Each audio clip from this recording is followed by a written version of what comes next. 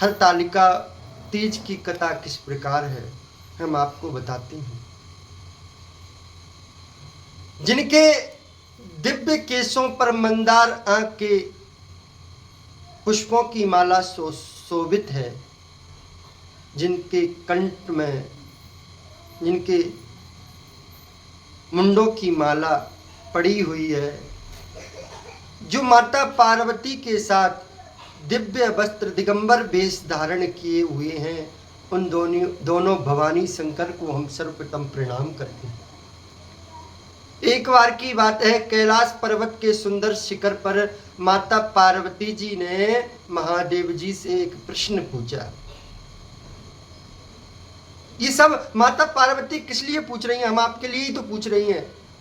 माता पार्वती ने पूछा, हे महेश्वर, मुझे आप वह गुप्त से गुप्त वार्ता कहिए जो सारे सब धर्मों के लिए सरल महान फल देने वाली हो।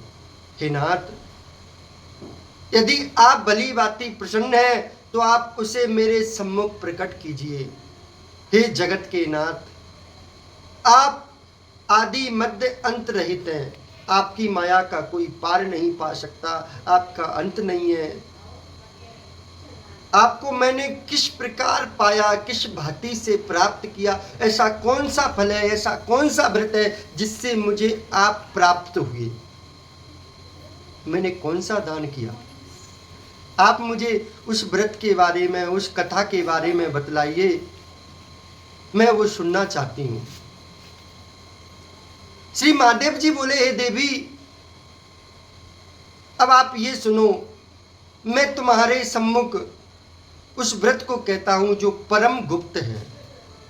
जैसे तारा गणों में चंद्रमा श्रेष्ठ है, सूर्य श्रेष्ठ है, ग्रहों में, वर्णों में ब्राह्मण श्रेष्ठ है, नदियों में गंगा श्रेष्ठ है, प्राणों में भागवत श्रेष्ठ है, और इंद्रियों में जैसे मन श्रेष्ठ है, वैसे ही व्रतों में भादो मास का शुक्ल पक्ष की हस्त नक्षत्र संयुक्त तृतीया तिथि का जो व्रत है, जिसको तीज के दिन इस व्रत का अनुष्ठान किया जाता है, अनुष्ठान मात्र से ही सब पापों का नाश हो जाता है। तुमने पहले, मैं ये कथा कहता हूं कि मुझे कैसे प्राप्त किया। तुम पहले हिमालय पर्वत पर इसी महान व्रत को तुमने किया था, जो मैं तुम्हें सुनाता हूं। पार्वती जी बोली, है प्रभु, इस व्रत को मैंने किस लिए किया था और कैसे किया था, आप कृपा करके सब विधि विधान से बतलाइए। शंकर जी बोले, आर्यवर्त, हिमालय नामक एक महान पर्वत है, जहां अनेक प्रकार के भूमि, अनेक प्रकार के जीव जंतु वहां पर रहते थे, और वो पर्वत बर्फ से हमेशा ढका हुआ था। गंगा की कलकल ध्वनि शब्दायमान होती थी। हे पार्वती, जो तुमने बाल्यकाल में उसी स्थान पर परम तप किया था, 12 वर्ष तक आप तप करते रही। 12 वर्ष तक आप वैशाख माह में अग्नि में प्रवेश करके तप किया। श्रावण के महीने में बाहर कुले में निवास होकर के अन्न जल त्याग के तप किया। तुम्हारे पिता को बड़ी चिंता हुई। वे चिंतातुर होकर सोचने लगे, इस कन्या का विवाह किसके साथ करूंगा। उसी समय क्या हुआ, भगवान ने आपकी परीक्षा लेने के लिए सप्त ऋषियों को आपके पिता के पास भेजा। उन्होंने पिताजी से कहा कि तुम्हारी पुत्री से विष्णु भगवान विवाह करना चाहते हैं। तब तुम्हारे पिता तैयार हो गए और उन्होंने संकल्प ले लिया कि मैं अपनी पुत्री का विवाह विष्णु के साथ करूंगा। तब आपको बड़ी भारी चिंता होने लगी, क्योंकि आप तन मन धन से मुझे चाहती थी। तो फिर आपके पिता ने ऐसा संकल्प लिया कि मैं विष्णु भगवान से अपनी पुत्री का विवाह करूंगा।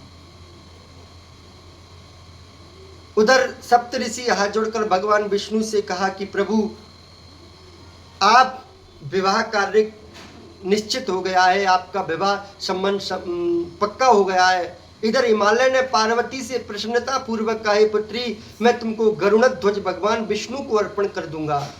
पिता के इन वाक्यों को सुनते ही पार्वती जी अपनी सहेली के घर गईं और पृथ्वी पर गिरकर अत्यंत दुखित होकर विलाप करने लगी। उनको विलाप करते हुए देखकर सखी बोली, हे देवी तुम किस कारण से दुख पाती हो, तुम मुझे वो दुख अवश्य बताओ, तुम्हारी इच्छा पूर्ण मैं करूंगी।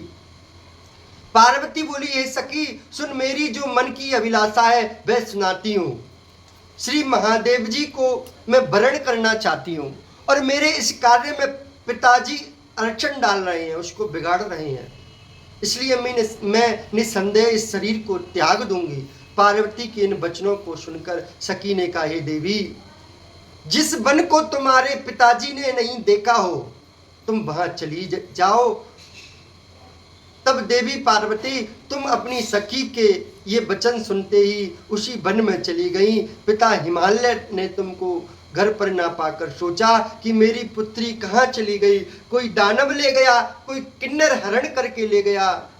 मैंने सप्त ऋषियों को वचन दिया है, मैं अपनी पुत्री का विवाह गरुड़ ध्वज भगवान विष्णु को विवाह करूंगा।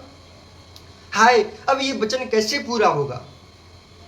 ऐसा सोचकर वे बहुत चिंतातुर होकर मूर्छित होकर जमीन पर गिर गए। तब सब लोग हाहाकार करते हुए दौड़े और मूर्छा दूर होने पर गिरिराज से बोले, हमें आप अपनी मूर्छा का कारण बतलाइए।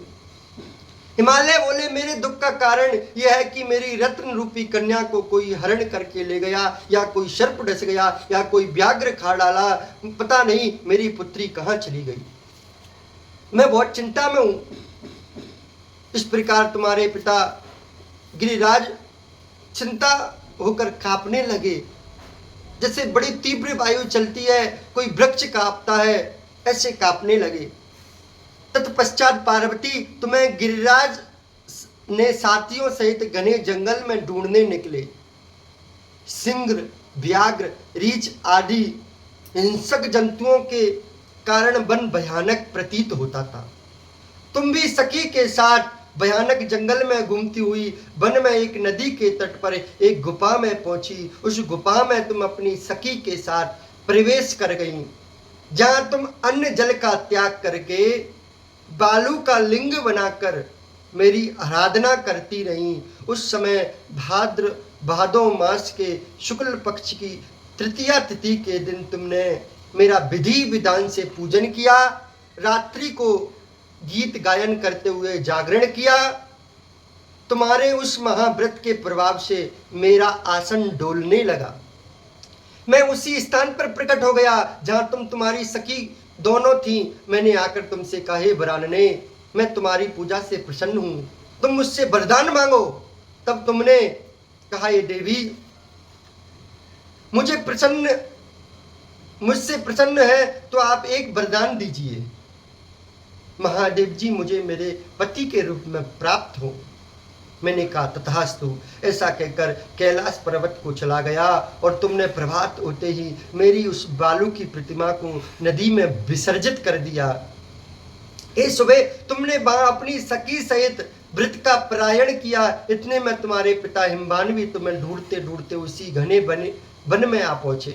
उस समय उन्होंने नदी के तट पर दो कन्याओं को देखा तो ये तुम्हारे पास आ गए, तुम्हें हृदय से लगाकर रोने लगे और बोले, बेटी तुम इस सिंह आदि व्याघ्र आदि युक्त घने जंगल में क्यों चली आई।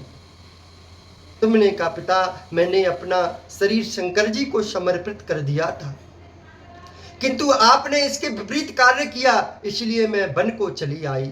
ऐसा सुनकर हिमवान ने तुमसे कहा, मैं तुम्हारी इच्छा के विरुद्ध कार्य नहीं करूंगा।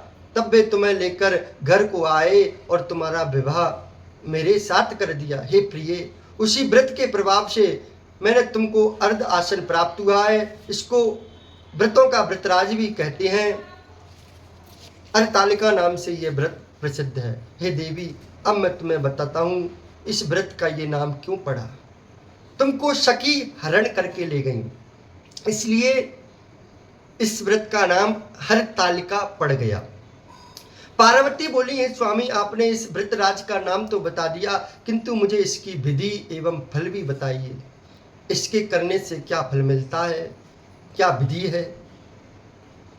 भगवान शंकर बोले इस व्रत को स्त्री जाति के अत्युत्तम बताया गया है। स्त्री इस व्रत को करे उसको सौभाग्य, सुंदर सौभाग्य की प्राप्ति होगी।